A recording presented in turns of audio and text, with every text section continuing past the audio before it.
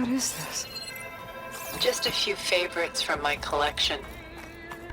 Rescued and stored here just before I went off-world. Take a look, if you like.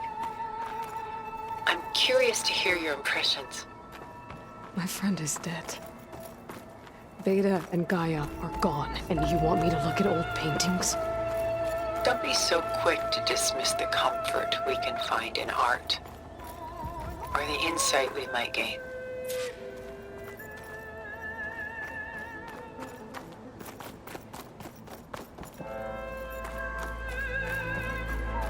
My favorite pairing on the left is Woman Reading a Letter by Vermeer, a true master.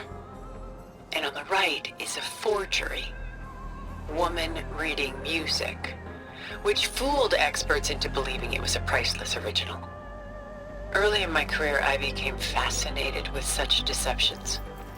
Eventually, I developed scanning software that could detect fakes with unparalleled accuracy. Is that how you made enough money to buy your way onto the Odyssey?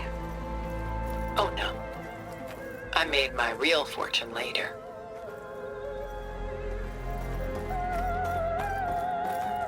Selene and Endymion.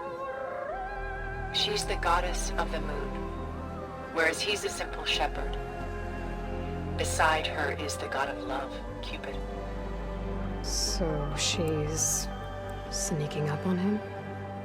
More like visiting him in secret. The torch that Cupid bears represents Selene's undying infatuation with him. Though the two must remain apart, her love will forever burn.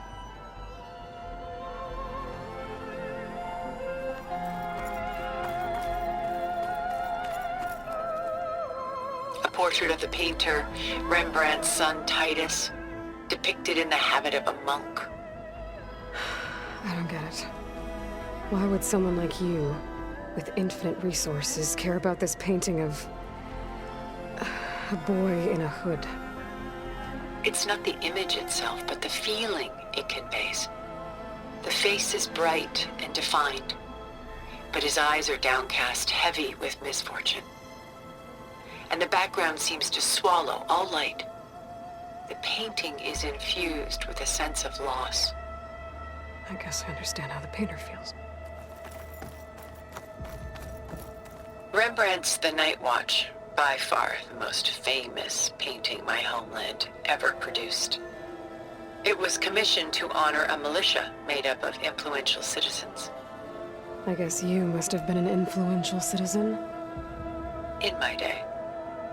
But not as influential as you've been in this new world.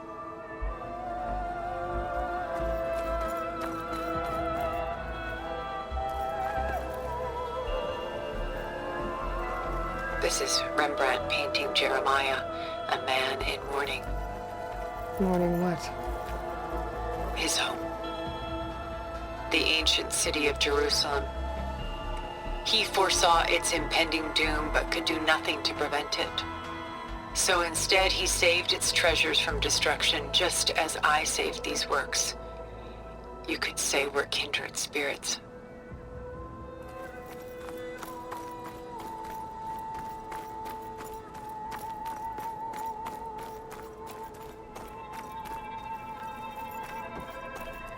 The Gust, by Willem van de Velde, the most famous of his many maritime paintings. A ship crossing into the unknown. I guess you're familiar with that. Indeed, which is why I appreciate this composition in particular.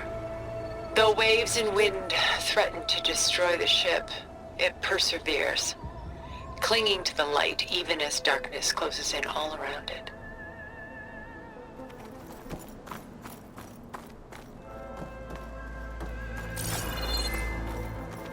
Stunning, isn't it? Paintings were the only masterpieces of my people's golden age.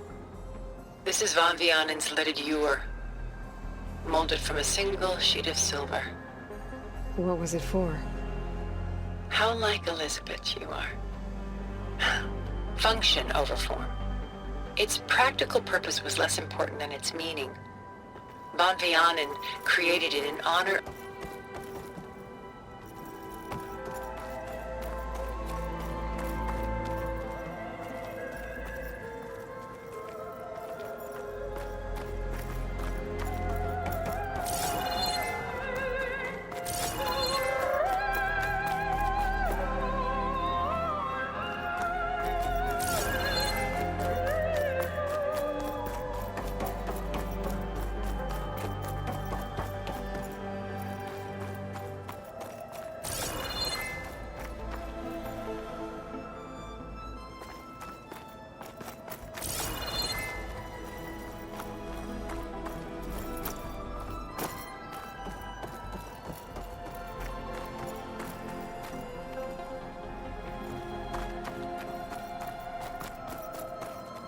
A lot of weight on his shoulders. I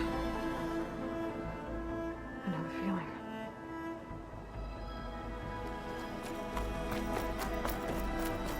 She's pulling out her own hair. Out of madness, out of grief. It's hard to watch her suffer.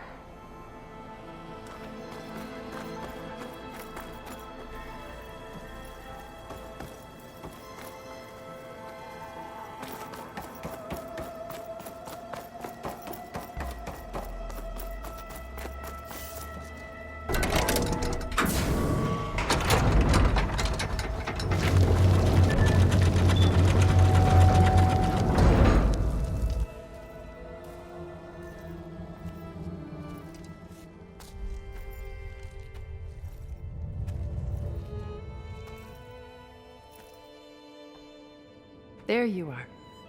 Feeling better? How did you find us? At the cauldron? And what did you do to everyone right before I passed out? All business, I see. Well, suffice it to say we were keeping a very close eye on Hephaestus, knowing we would need it at some point. Your ruse didn't fool us, and as for my little trick, it was an overload of the senses, accompanied by an energy discharge. Gerard and Eric were only momentarily disoriented due to their shields, but it rendered you unconscious while I got you out. Perhaps some breakfast might steady you a bit?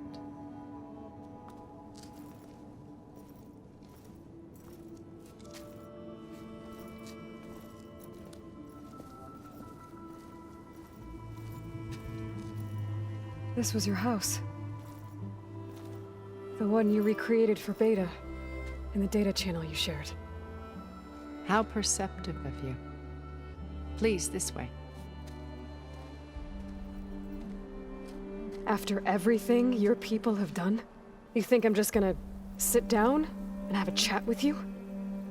They're not my people. They never were, and especially not now. You shot off into space with them, and lived with them for 1,000 years before coming back. So what made you suddenly turn on them? Quite simply, this. My old focus. You repaired it? But that means you've seen... Incredible things. What you've accomplished in 2 decades of life.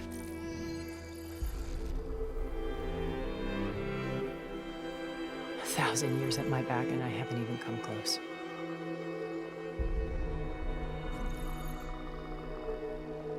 I'm sorry if I invaded your privacy, but I had to. In order to understand. To be enlightened. You truly are Elizabeth's blood. With her drive, her sense of mission, her integrity. Watching all this shamed me for the company that I've kept. Having seen it, all I want is to help you. Even if it means stopping your friends? Especially so. Please, sit down.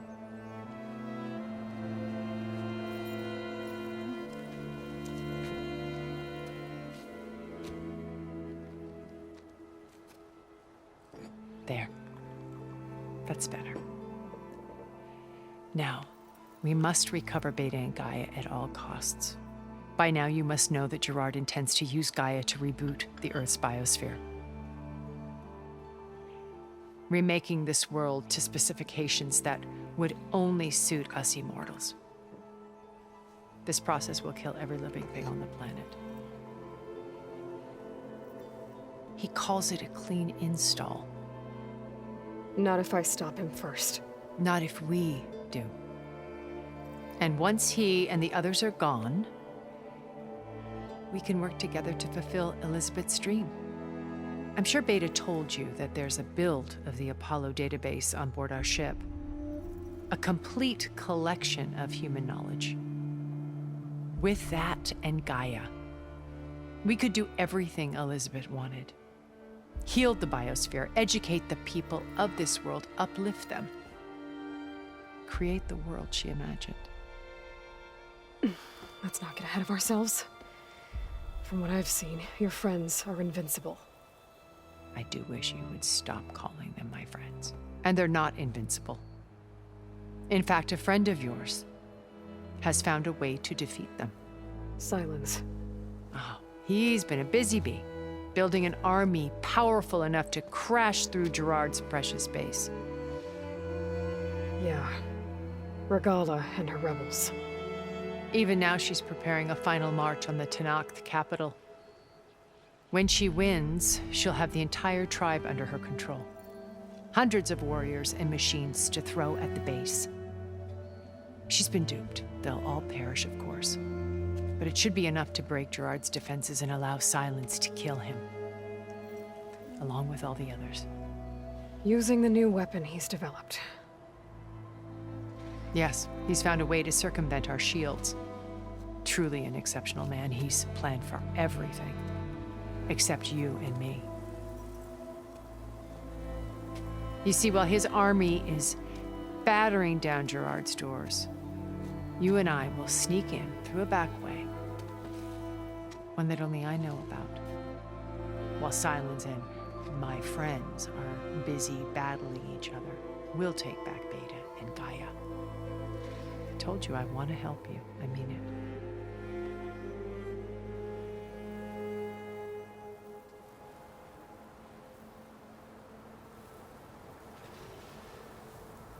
Beta told me your colony was destroyed. That you came back to Earth because you had nowhere else to go. It's true. After we reached our destination, a planet in the Sirius star system, we spent decades building a new home. The physical constraints of Earth, the boundaries of mortality, gone. To think of what we could have done with it. It might have been a utopia. Instead, we stagnated, absorbed in effortless comforts and virtual realities. It took a cataclysm to finally yank us out of our stupor. What happened? A massive geological event. We knew of instabilities in the planet core, but we underestimated them. By the time the collapse was upon us, it was too late to stop it. Only a few of us made it to the ship in time. We set course for Earth, the only safe harbor left to us. Which you decided to make unsafe for anyone else. Not me. Gerard. He believes it's better to wipe the canvas clean than work around the smudges. No more primitive tribes, no more combat machines, only a blank slate to do with as he pleases. But we will stop him. All we have to do is get into that base.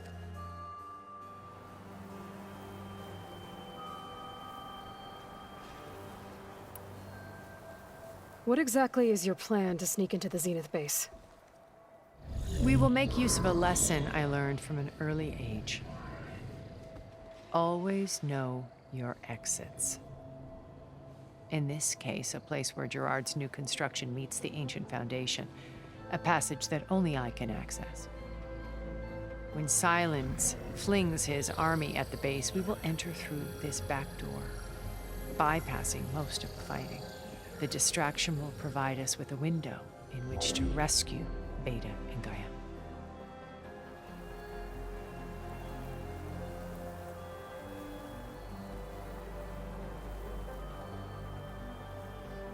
How do you know about Silence's plan? He isn't the only one adept at spyware. You hacked his focus? No, he's too careful for that. But his subordinates? Not so much. He gave additional focuses to the tribals he branded the Sons of Prometheus. The ones working with Regala. By tapping their focuses, I learned about most of his dealings. The distribution of override technology, the arming of Tanakh rebels, and the secret pact with Regala to attack Gerard's base. But how did he come up with a weapon that can take down your shields? That's the one thing I haven't been able to figure out, but however he did it, I'm quite certain it will work. With it and the Tanakh army, victory seems to be within his grasp. Such a shame he'll be disappointed.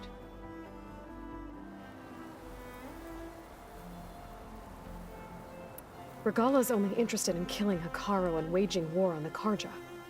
What does she have to gain by attacking Zeniths? It's the price she must pay for her war.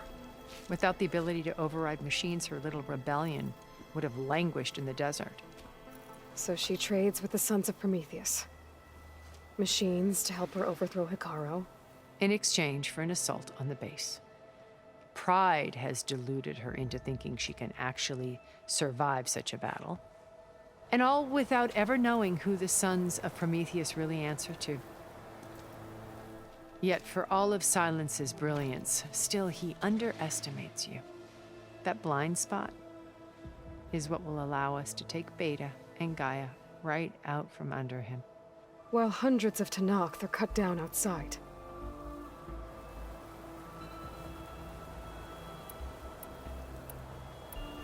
You said Beta is not in urgent danger, so what are the Zeniths doing to her? Putting her to work.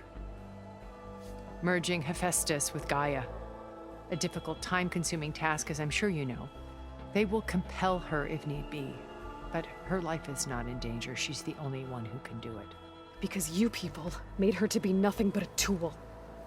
Gerard's idea, not mine. They always viewed me with suspicion when I attempted any form of kindness towards her. That's why I created the data channel. A virtual place where we could speak in peace.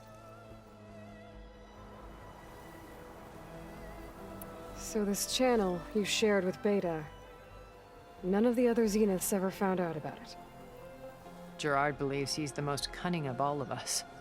Even after 1,000 years, he still can't imagine that I would outwit him.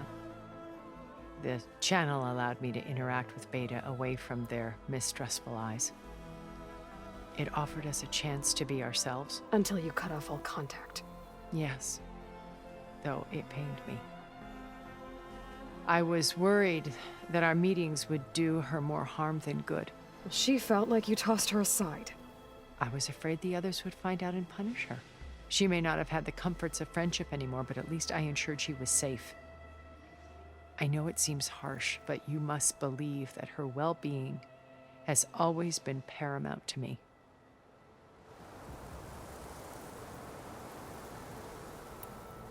Why did you make the data channel look like this place? I built this house as a shelter to weather any storm. A safe place. Not just for me, but for the art stored below.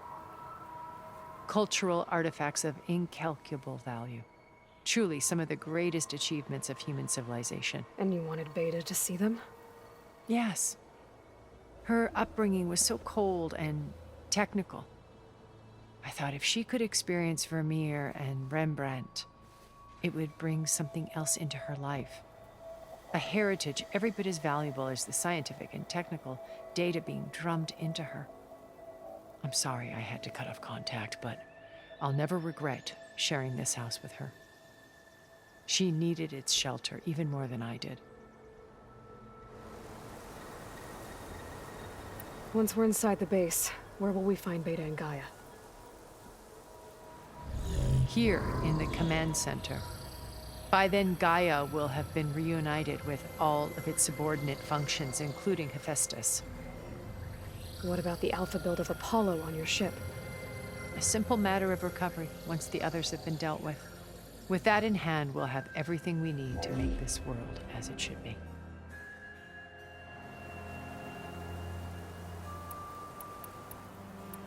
So you knew Elizabeth. What was she like? Liz was everything she was. I see in you. And more.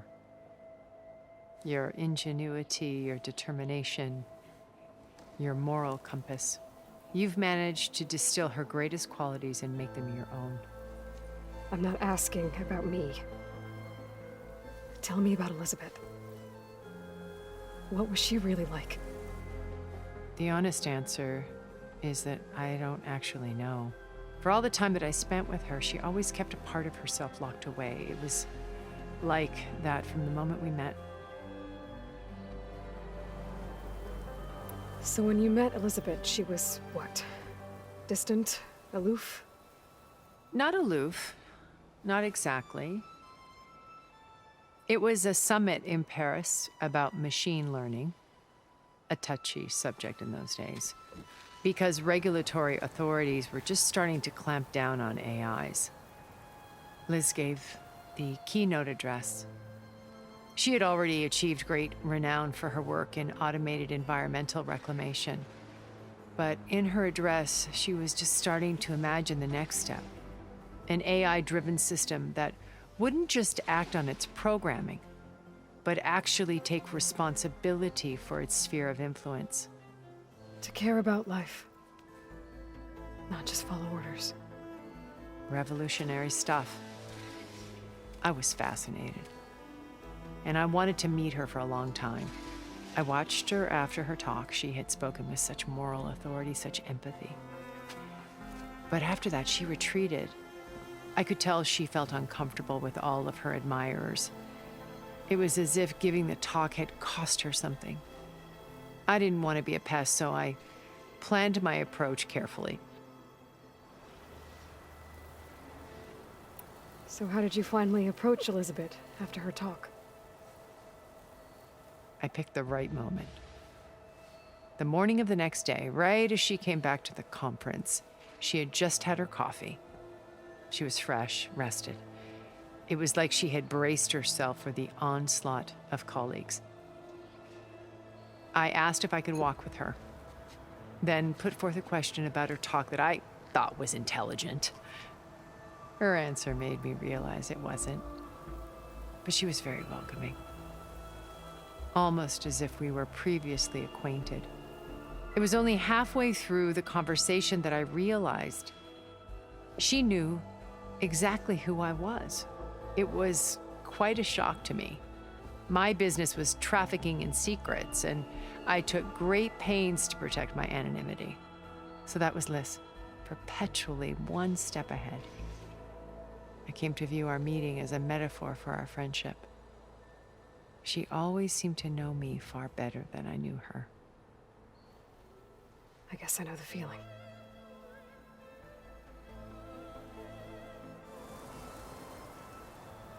My old focus. How did you find it, let alone repair it? When we encountered you at the Hades Proving Lab, Gerard saw you as a redundancy. I knew better. You were a revelation. After your dramatic escape, bravo, by the way. Gerard and Eric assumed you were dead and gave up the hunt. I wasn't so sure. When the others were busy, I returned to the lab and searched for any trace of you. That's when I found this little treasure. Not easy to repair, but certainly worth the effort. As I watched your life unfold, you were like a splash of color on a worn canvas. What Liz was, and more. Did you show it to the others? Of course not. It was your actions that inspired me to defy them. It's worth noting that if I hadn't found it and watched its contents, I wouldn't have known to save you at the cauldron. You'd be dead. So I should be grateful? If you like.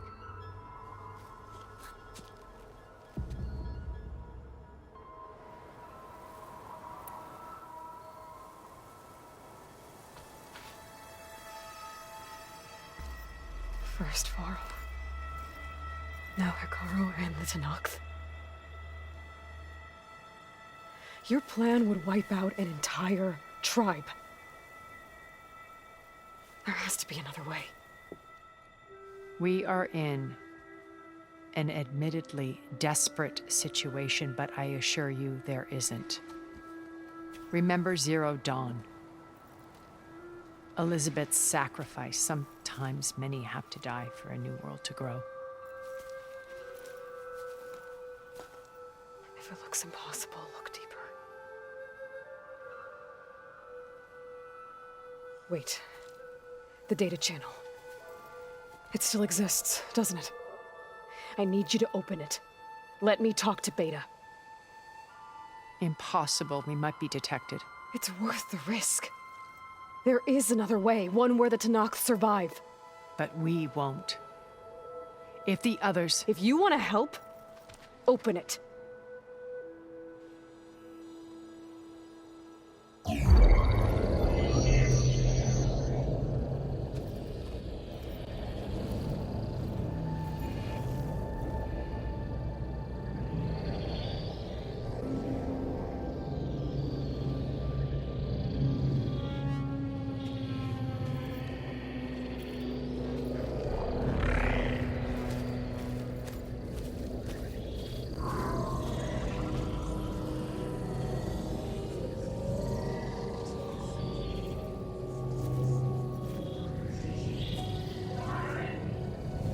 What are they doing to her?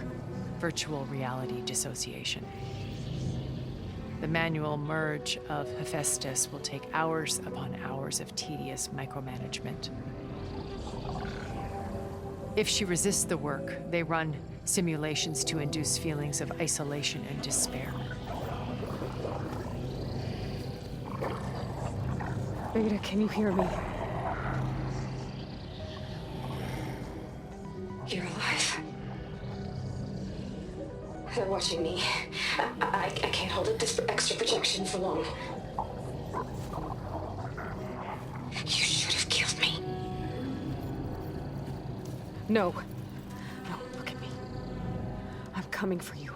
I promise, okay? I just need you to hold out a little while longer and work on the merge.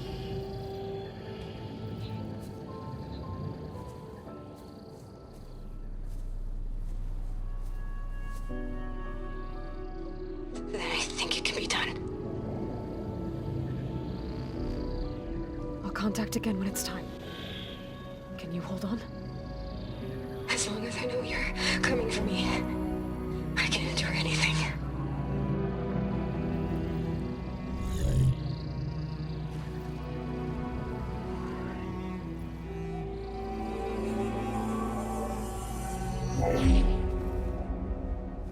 All right. I did as you asked. Now I think you need to tell me what you're planning. I'm going to take Silent's army away. I don't need it.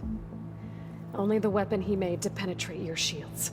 And how do you propose to get it? Ask him nicely? Without Regala and her rebels, he won't have a choice. We'll be his only option. Only option for what? What did you tell her? That is between me and my sister. Will be Silent's only option for crashing that base. I'll tell you the rest later. But first, there are a couple of things I have to do. Oh. And what are those? Lay my friend to rest. And then I'm going to use the override that Beta gave me at Gemini to put an end to Regala's rebellion. From the air. Wait. Since you insist on doing things your way, I know of something that will truly help you make a grand entrance with the Tanakh. The ancient Horus Titans still possess electromagnetic energy cells as part of their arsenal. Drop one of those on Regala's army and they'll receive quite a surprise.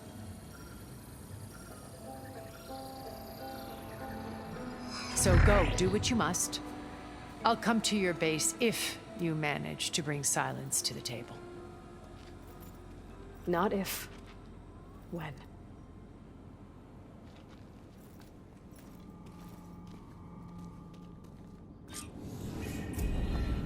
Erend, are you there?